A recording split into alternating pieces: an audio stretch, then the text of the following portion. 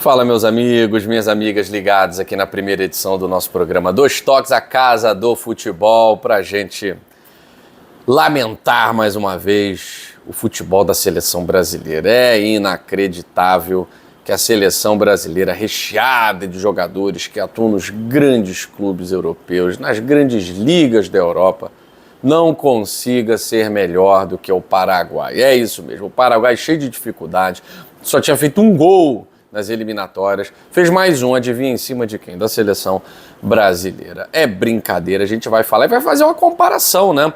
Porque tem essa ideia de que as grandes ligas europeias, elas têm os melhores jogadores, isso e aquilo. E ontem um time repleto de jogadores que atuam na Liga Brasileira, no Campeonato Brasileiro, o Gatito Fernandes é um deles, estou aqui homenageando sim, o Gatito Fernandes, homenageando sim a seleção paraguaia, porque jogou com raça, jogou com vontade. Como é que um time que tem, em sua maioria, jogadores de Liga Sul-Americana e 6 deles de Liga Brasileira, 6 titulares, tá? Um deles não estava ontem, consegue ser melhor do que uma equipe que, em sua maioria, tem jogadores das ligas europeias? Aí alguma coisa está errada. Ou o Campeonato Brasileiro é o melhor campeonato do mundo e eu não estou conseguindo enxergar, ou está tudo errado na seleção brasileira, gente. Vamos falar sobre isso, mas antes eu peço, se inscreva aqui no canal Dois Toques diariamente. Tem conteúdo para você que é apaixonado por futebol, que tem no futebol também a sua casa. E aqui no Dois Toques é a casa do futebol. Então eu quero que você se sinta à vontade aqui no nosso canal. Deixe o seu like, se inscreva, independentemente do time para o qual você torce. Ontem, muitos torcedores se sentiram prestigiados, não com a seleção brasileira, mas com a seleção paraguaia, né? Se você observar, a seleção paraguaia tem uma série de jogadores que atuam no nosso Campeonato Brasileiro, nos nossos times, a começar pelo goleiro Gatito Fernandes, que aliás é reserva no time em que ele joga, que é o Botafogo. Tem o Gatito Fernandes, tem o Bobadilla, tem o Balbuena, torcedores do Corinthians aí prestigiados, tem o Vila Sante, jogador do Grêmio, o Gustavo Gomes, que não atuou ontem, mas jogou na partida contra o Uruguai do Palmeiras, o Júnior Alonso, que ontem fez uma boa partida com a camisa do Paraguai, tirou o gol do seu companheiro de time, né, do Guilherme Arana, que atua no Atlético Mineiro, o Júnior Alonso do Atlético Mineiro. O Isidro Pita, que joga no Cuiabá, isso porque não convocaram o Oscar Romero, que joga no Botafogo, o Romero Ángel Romero não jogou, que atua no Corinthians. É um time recheado de jogadores que atuam no futebol brasileiro. Tem a base ali de jogadores que atuam no Campeonato Brasileiro. E esse time, com 5, 6 jogadores que atuam aqui, foi superior ao longo do jogo a uma equipe que tinha o trio de ataque do Real Madrid. Vini Júnior, Rodrigo e Endrick. O trio de ataque do Real Madrid. Te pergunto, fizeram o que no jogo de ontem? O que acontece com essa galera que se acha craque?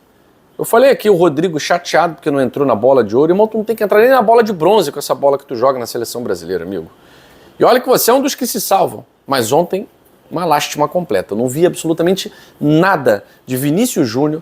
Vinícius Júnior, com a bola que ele joga na seleção brasileira, não jogaria nem no Náutico, meu amigo, com todo o respeito ao clube Náutico Capibaribe. Não jogaria nem no Taubaté do interior de São Paulo. É reserva do Sassá no Amazonas. Não é possível que um jogador seja tão diferente quando vista a amarelinha e quando joga nas suas ligas europeias. É má vontade? Não quer jogar? Não convoca. Mas para não convocar tem que ter um treinador que tenha peito, que seja treinador de verdade. E não uma marionete ou a serviço de A, B ou C dentro da CBF. Essa seleção CBF, ela já mostrou aí há quase 20 anos que vai levar o futebol brasileiro para o fundo do poço. Porque é lá que nós estamos, tem o poço, tem o fundo do poço e tem a seleção brasileira da CBF. É lá que nós estamos. Nós somos chacota internacional. Não é só nacional, né? É internacional. E não é o caso de perder para o Paraguai, não, gente, porque não é a primeira vez que o Brasil perde para o Paraguai, nem vai ser a última. É o caso de você não apresentar nada. E aí vem o segundo tempo, durante uns 20 minutos, os jogadores que entraram já foram os melhores da seleção brasileira. O João Pedro, que atua no futebol inglês, jovem jogador, e o Luiz Henrique, que joga no Botafogo. Entraram e já disparado foram os dois melhores, porque criaram oportunidade. E depois sucumbiram, eu costumo usar o verbo agora, se empaquetaram, né? Ficaram na zona da mediocridade. O verbo se empaquetar. Olha, eu não aceito Lucas Paquetá numa seleção brasileira. Eu gostaria de saber o que o Paquetá faz que o Lucas Silva do Cruzeiro não faz. O que o Paquetá faz que o Kaique do Botafogo não faz. O que o Paquetá faz, quem é o volante do 15 de Piracicaba aí? Zé Robertinho, é a mesma coisa. É a mesma coisa. O que ele faz? Arroz com feijão, o básico, nada demais, zero criação, zero combate, toques para o lado, burocraticamente. Mas é titular absoluto da seleção brasileira. E ontem ninguém jogou nada. Endrick, o que Endrick acrescentou? Não é jogador para jogo valendo. Esses jogos pegados, esses jogos que exigem você estar no mesmo nível. Faltou inteligência para o Dorival Júnior. Você vai enfrentar Equador no Brasil, né? O jogo foi em Curitiba, e vai enfrentar Paraguai. Qual é o time do Paraguai? 6 deles jogam na Liga Brasileira. Vou responder na mesma moeda, vou pegar jogadores que estão acostumados a enfrentar esses 6.